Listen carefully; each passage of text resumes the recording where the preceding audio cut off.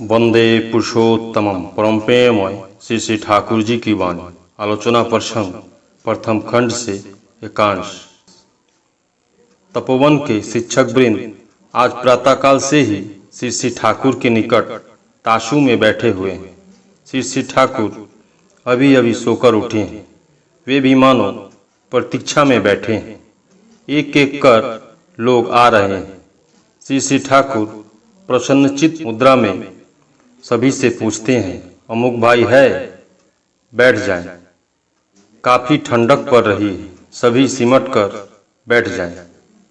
किसी वृद्ध भाई से कह बैठते हैं, ए भाई, आप तो बच्चों को भी मात कर रहे हैं।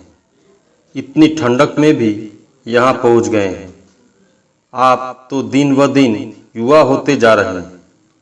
इष्ट के प्रति नशा रहने से ऐसा ही होता है। देखते ही देखते मानो एक प्राणवंत स्फूर्ति में अंतरंग आबहवा पैदा हो गई। धीरे धीरे वार्तालाप और प्रश्नोत्तर आरंभ हुआ। इंदुदा, बोर्डिंग में लड़कों के लिए क्या एक व्यक्ति के रहने का कमरा बनाना अच्छा है? श्री श्री ठाकुर, अकेले रहने से सामाजिक नहीं होता है, संघात कम होता है, इसलिए संघात नियंत्रण करने की क्षमता भी नहीं बढ़ती है। उससे बुद्धि और इच्छा शक्ति भी क्षुण्ण होती है। कम से कम 3 लड़कों के लिए एक कमरा होना चाहिए। 2 लड़के को एक साथ रहना सुविधाजनक नहीं है। दोनों में पारस्परिक गुप्त त्रुटियां आ सकती है। विमलदा, घर के अंदर क्लास में बैठकर पढ़ना अच्छा है या खुली जगहों में, मैदान में या वृक्ष के नीचे पढ़ना अच्छा है? श्री श्री ठाकुर, बाहर में पढ़ना ही मुझे अच्छा लगता है। उसमें एक स्वाधीनता बनी रहती है। शरीर और मन का स्वास्थ्य भी अच्छा रहता है। इसके अलावा क्लास का एक कृत्रिम संकोचन भाव दूर हो जाता है।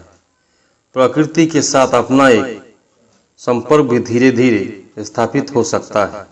विमलदा, बच्चों को अनुशासनबद्ध करने के लिए क्या करना चाहिए? श्री श्री ठाकुर, चाहे हो हल्ला क्यों न करे, किंतु पारस्परिक समय स्वार्थ ताकि अक्षुण्ण रहे, इस बात को अच्छी तरह समझा देना चाहिए। कहने का सार यह है कि कोई भी किसी के लिए क्षतिकारक न हो।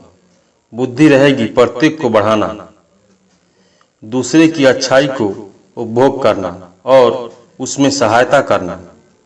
हीन मान्यता रहने पर ईर्ष्या प्रबल होती है और उसमें मनुष्य न स्वयं सुखी होता है और न किसी को सुखी बना सकता है।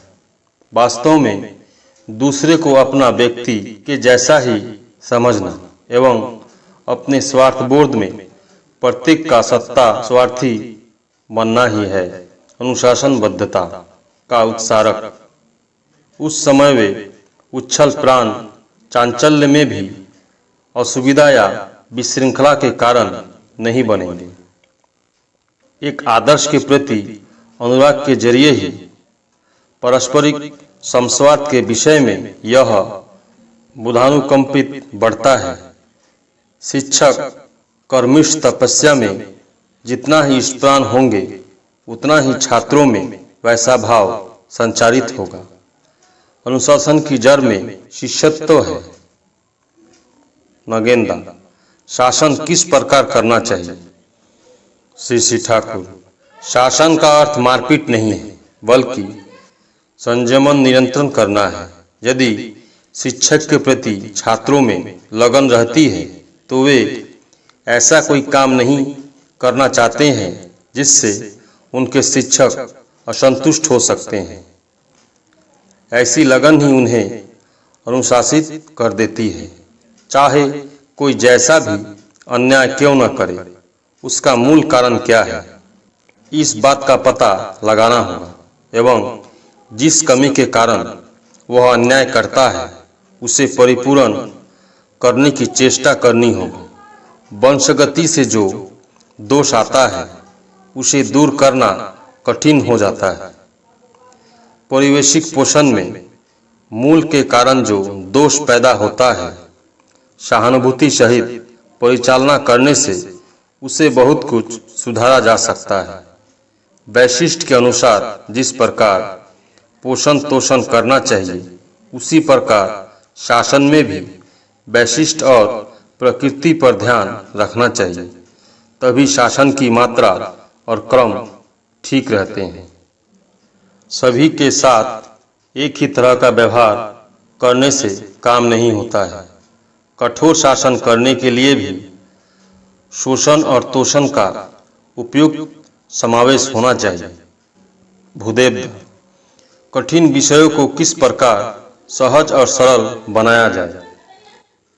श्री ठाकुर, साहित्य, इतिहास, विज्ञान, भूगोल, स्वास्थ्य तत्व आदि विषयों पर यदि विभिन्न तरह के चलचित्र, नाटक इत्यादि बनाया जाए तो बहुत अच्छा होगा।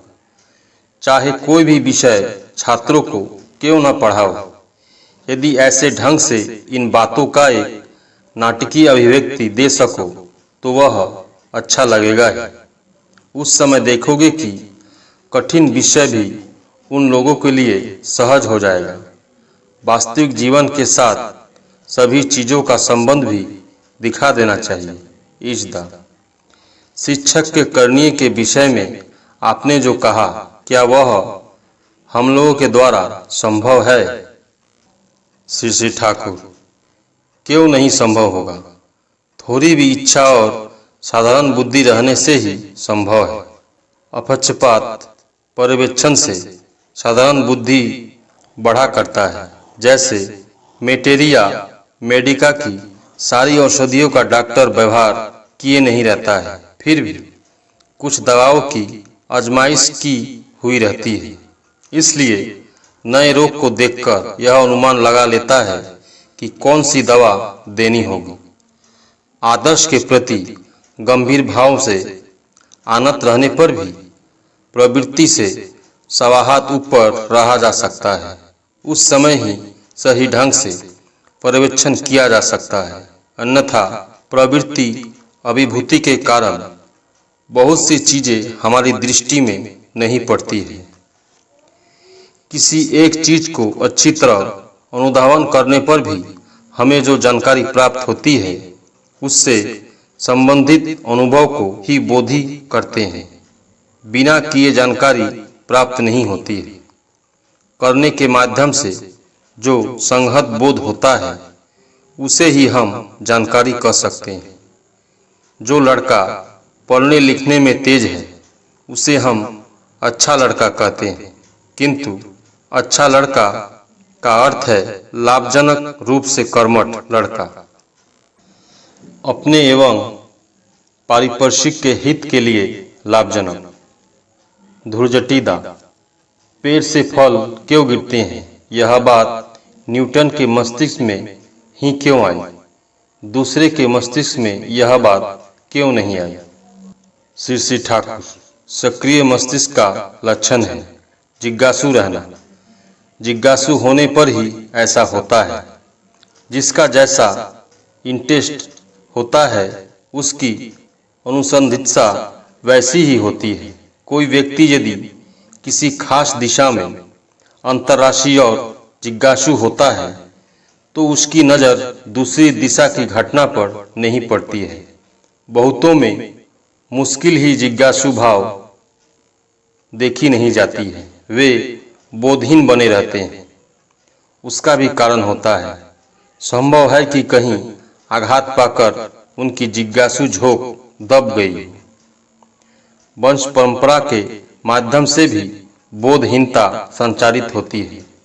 बहुधा उसके मूल में रहती है पितृपुरुष के जीवन में पारिपार्श्विक के संघात से संदिग्धता की अपमृत्यु।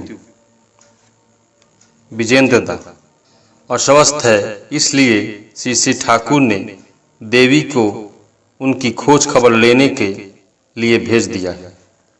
प्रफुल्लदा, ऋत्विकों का दायित्व तो हम लोगों के उस आंदोलन में सबसे अधिक है, किंतु अधिकांश व्यक्ति तो इतने प्रवृत्तिमुखी है कि उन्हें हम पथ पर नहीं ला पा रहे हैं। इसका उपाय क्या है? श्री श्री ठाकुर, ऋत्विकगण ही प्रभु के वार्तावह है।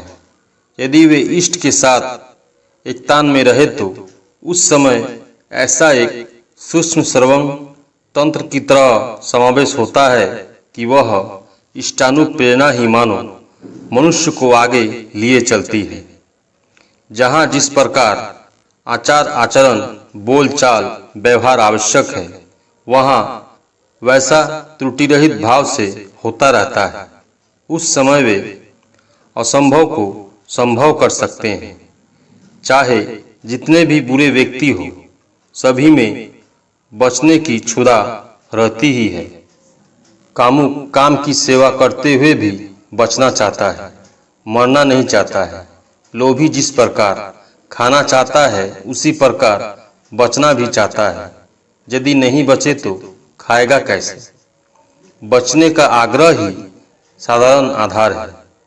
उसके आधार पर उसकी प्रवृत्ति के अनुसार प्रलोभन देकर उसी सूत्र के द्वारा उसे इष्टानुक नियंत्रण में नियंत्रित करके हो या जैसे भी हो, उसे इष्ट विषय में अनुरक्त और विश्वासयुक्त कर देना ही ऋत्विक की पारगता का मापतंत्र है। छल बल कला कौशल से हो, चाहे जैसे भी हो, मनुष्य को मंगल के पथ पर लाना ही होगा। सिर्फ तथाकथित अच्छे लोगों से काम चलने को नहीं है। कुशल कौशली होने की भी आवश्यकता है। जिसके अंदर जिस रास्ते से प्रवेश करना चाहिए, उसके अंदर उसी रास्ते से प्रवेश करना होगा। उसके लिए कोई बंधा हुआ रास्ता नहीं है, पर एक एक प्रवृत्ति पर अवलंबित एक एक श्रेणी होती है। उसमें भी अनेक ढंग होते हैं। कैसी श्रेणी के व्यक्ति को किस प्रकार परिचालना करने से आसानी से उसके अंदर प्रवेश किया जाए, करते करते ही ऐसा बोध होता है। जाजन के पहले और बाद में विश्लेषण करना चाहिए। सोचना चाहिए कि कैसे ढंग के व्यक्ति के साथ क्या करना उचित है। माथे में ऐसा ध्यान लगाए रहना चाहिए, सारे विषयों को अच्छी तरह अध्ययन कर ढाल और तलवार को ठीक रखना चाहिए। परम प्रेममय श्री श्री ठाकुर। सभी गुरु भाई एवं माँ को जय गुरु।